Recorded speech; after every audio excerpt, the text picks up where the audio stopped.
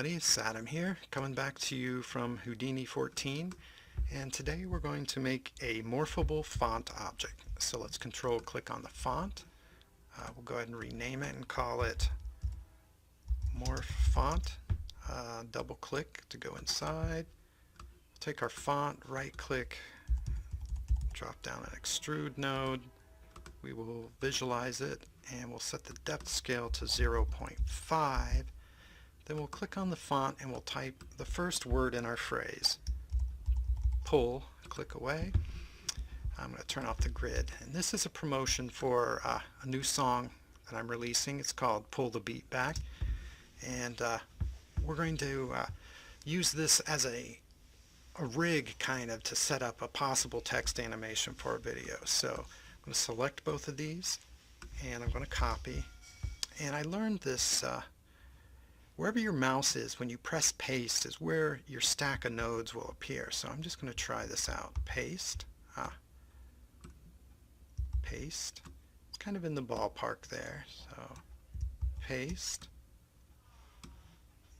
and paste. Alright, mouse wheel out just a little bit. So let's set up our phrase here. We've got pull the, and then beat back. And then this last one, font 5, is actually just going to be a blank so that we can animate to this font and have everything disappear on the screen. So it'll be a nice way. We won't have to handle like visibility through materials or anything like that. We can just kind of remove the geometry.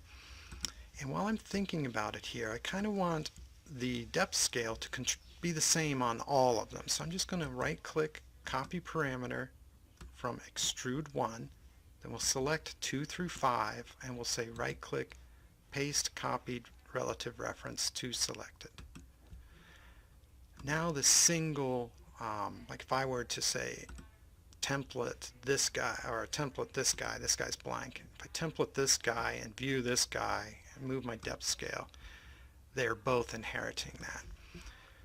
So let's merge these guys all together. Tab, I'm going to drop down a merge node, and then we'll select all of these extrudes here. Looks like we need a little gap there. All the extrudes, and then we'll just connect one of them, and everything that's selected will get connected. Then we'll right click and type bound, and go ahead and make this our template, the bounding box. I'm going to make a little vertical room because it's going to get just a little bit longer. Not too long though. And I'm just going to press tab and type ISO. We're going to use ISO offset for each font and then blend those together.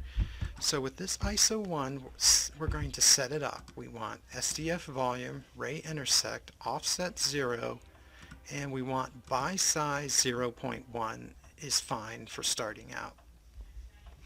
The construction should be okay. File, we don't have to worry about any of that. Let's go ahead and copy this and we'll do the same trick here. Move our mouse over, 2, 3, 4, 5. And then we take each extrude from each font, goes to the left side of each of these ISO offsets. And then the bound goes to the right side of each one of them.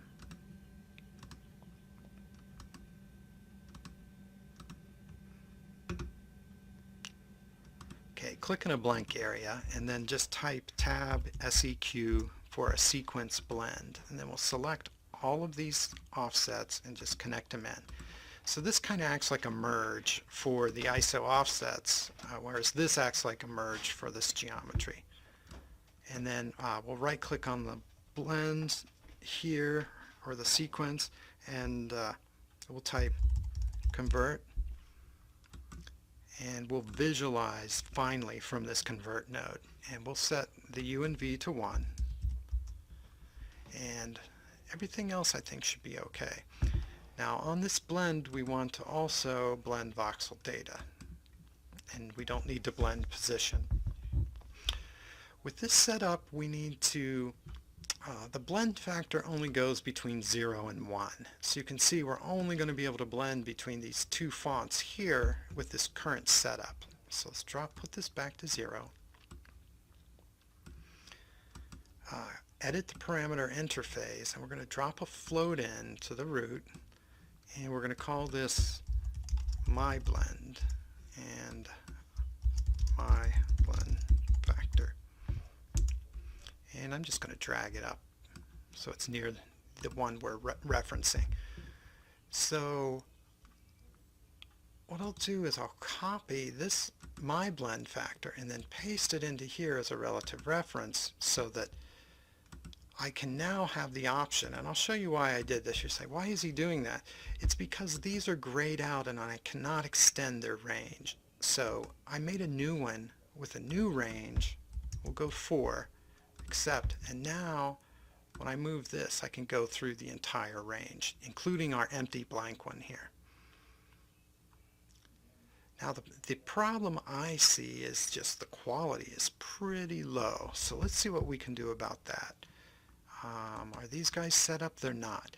Just like we linked the extrude here, the depth scale for the extrudes, we're going to link the division size to the offsets. So we'll right click, copy the parameter, select the remaining 4 ISO offsets, right click, paste the relative references to the selected.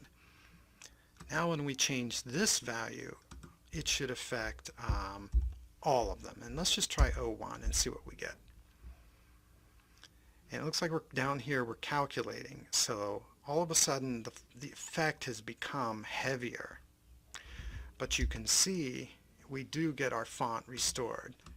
And for animation purposes, however, it's nice to be able to just say, okay, I want to bump this up. So now I can go back to my S blend and I'll do my animation here. Let's see how it feels. It feels pretty smooth. So we'll go down to 0.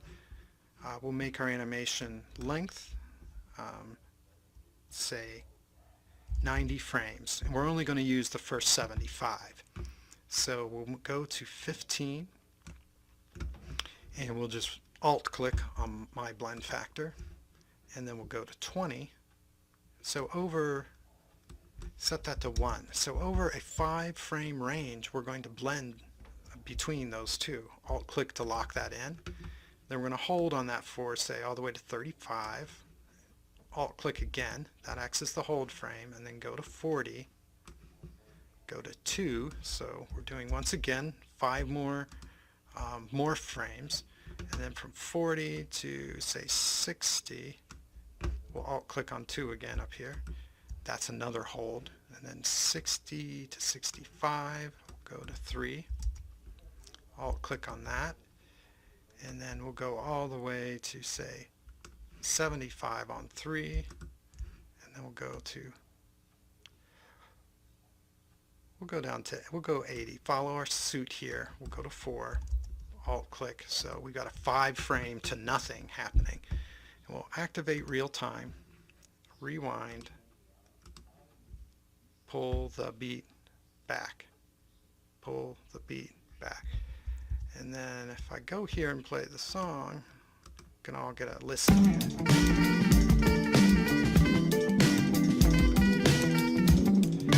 So it really comes down to you either render these out as frames and then do time remapping in, say, After Effects. We know we can increase our quality with the division size. Pull a beat. Pull a beat. Back. We can control the depth scale for all of them. So as we increase this, Pull a beat. it's getting thicker for all the letters or all the phrases. Beat back. Pull a beat. There you go, there's a thin one. Pull a beat. Back.